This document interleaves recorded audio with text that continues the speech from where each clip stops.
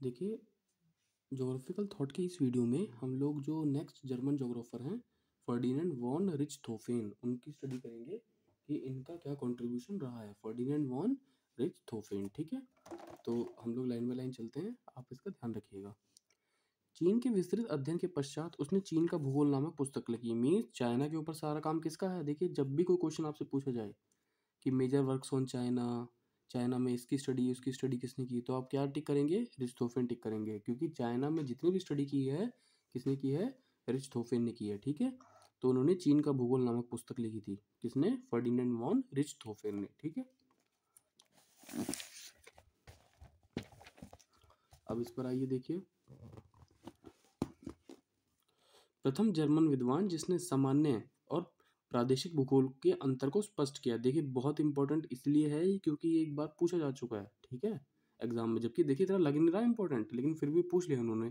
क्या कि प्रथम जर्मन विद्वान कौन थे जिन्होंने जर्नल और रीजनल ज्योग्राफी के अंतर को स्पष्ट किया था। तो कौन थे वो, फर्डिनेंड वॉन रिchthofen। और प्रादेशिक भूगोल को, रीजनल ज्योग्राफी को वितरण विज्ञान, कोरोलॉजी नाम दिया।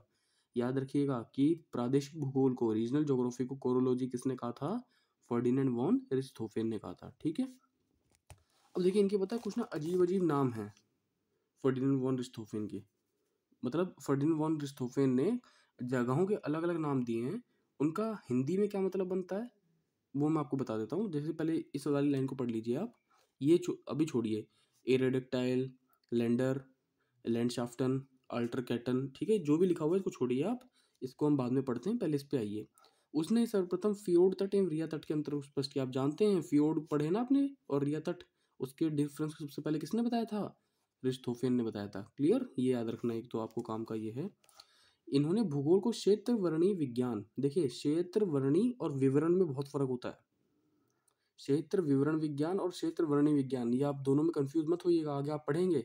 एक जगह एक का आंसर है, याद नहीं आ रहा मुझे, मैं बताता हूँ आपको। एक जोग्राफर हुए हैं, उनका नाम याद नहीं आ रहा है, एक में तो वो टिक होंगे और एक में रिchthofen टिक होता है। तो आपको याद रखना है कि एक ने तो क्षेत्र विवरण भी बोला है किसी किसी ने, और ये वर्णी बोल रहे हैं, तो दोनों में फर्क है। तो भूगोल को क्षेत्र वर्णी, कोरोलॉजिकल साइंस किसने बताया है, रिchthofen ने बताया आपके, ठीक है। इस चीज का आप ध्यान रखना। और प्रादेशिक भूगोल वाली बात ऊपर देखिए, प्रादेशिक भूगोल को कोरोलॉजी किसने बताया, ये भी रिchthofen ने बताया। तो कोरोलॉजी और कोरोलॉजिकल साइंस बताया है किसने, ठीक है। ये दिया किसने है, अभी इस पर ध्यान रखना, ठीक है, कि दिया क्या है और बताया क्या है, इसमें बहुत फर्क होता है। जैसे देखिए यहाँ पर क्या लिखा है ऊपर वाली लाइन में, प्रादेशिक भूगोल, पहले तो ये याद रखिएगा कि जर्मन पहले विद्वान थे, फर्स्ट जर्मन थे जिन्होंने जर्नल और रीजनल ज्योग्राफी के अंतर को स्पष्ट किया। दूसरा जो रीजनल ज्योग्राफी है उसको कोरोलॉजी नाम किसने दिया था, रिchthofen ने दिया था, ठीक है। फोर्ड और रिया तट के अंतर को बताया। और ज्योग्राफी को कोरोलॉजिकल साइंस किसने बतलाया था, कोरोलॉजिकल साइंस रिchthofen ने बताया था, ठीक है। अब आते हैं ये जो इन्होंने टेढ़े मेढ़े नाम दिए, इनको पढ़ना, इनको हम लोग पढ़ेंगे जो माजिद हुसैन की बुक है उससे, ठीक है, कि माजिद हुसैन क्या कहते हैं। देखिए यहाँ से चलते हैं हम लोग, लिखा है ना फर्डिनेंड वॉन रिchthofen, ठीक है। उसने चीन की यात्रा की और वहाँ की कोयला खानों का मानचित्र बनाया। एक तो ये आप याद रखना कि चाइना पे कोई भी काम हो तो किसका, रिchthofen का है। उसने उत्तरी चीन में लोयस मिट्टी की रचना की। आप जानते हैं लोयस का मैदान कहाँ मिलता है, चाइना में मिलता है, उसकी स्टडी इन्होंने की, ठीक है। रिchthofen पहला जर्मन विद्वान था जिसने सामान्य और प्रादेशिक भूगोल के मध्य अंतर देखा। सेम वही बात मिली आपको, देखिए यहाँ भी अंडरलाइन है क्योंकि इंपॉर्टेंट है ये बहुत ज्यादा। प्रदेश का व्यवस्थित अध्ययन क्षेत्र कार्य फील्ड वर्क द्वारा संपन्न किया जाने पर उसने बल दिया। इन्होंने क्या कहा कि कोई भी प्रदेश है, कोई भी रीजन है, अगर उसका हमें सिस्टमेटिक स्टडी करनी है तो फील्ड वर्क करना बहुत जरूरी है। ये बात किसने कही थी, रिchthofen ने कही थी, ठीक है। और देखिए रिchthofen ने अलग अलग जगहों को अलग अलग नाम से पुकारा है। अब जर्मन थे तो जाहिर सी बात है नाम थोड़े से आपको टेढ़े मेढ़े लगेंगे, लेकिन आपको याद होना चाहिए कि जर्मन में क्या है और इसका हिंदी में मीनिंग क्या बनता है। जैसे ये देखिए, सबसे है एरेडिक्टाइल, ठीक है, इसका है विश्व के वृहद भाग, यानी विश्व के वृहद भाग को क्या नाम दिया उन्होंने, एरेडिक्टाइल। जो विश्व के वृहद भाग हैं, है ना, नंबर 1 पे देखिए, विश्व के वृहद भाग को एरेडिक्टाइल कहते हैं।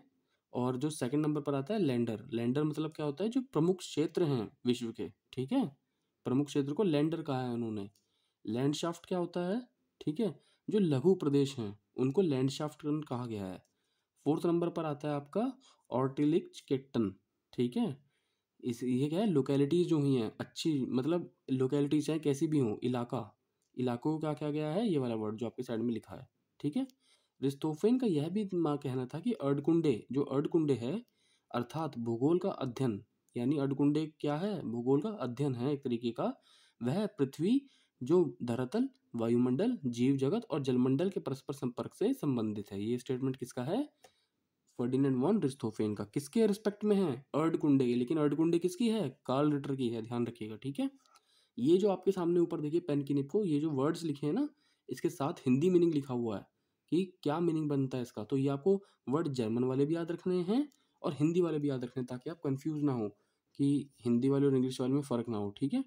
इस चीज़ का ध्यान रखना। ये पूछ सकते हैं, मैच करने के लिए भी आ सकता है आपको। मान के चलिए चार तरफ, एक तरफ दे दिया आपको जर्मन वाले नाम और सामने हिंदी वाले नाम दे दिए, मैच करने के लिए पूछ लिया, तो आपको पता होना चाहिए कि कौन सा क्या है, ठीक है। इस चीज़ का आपको ध्यान रखना है अच्छे से कि कौन सा क्या दिया हुआ है।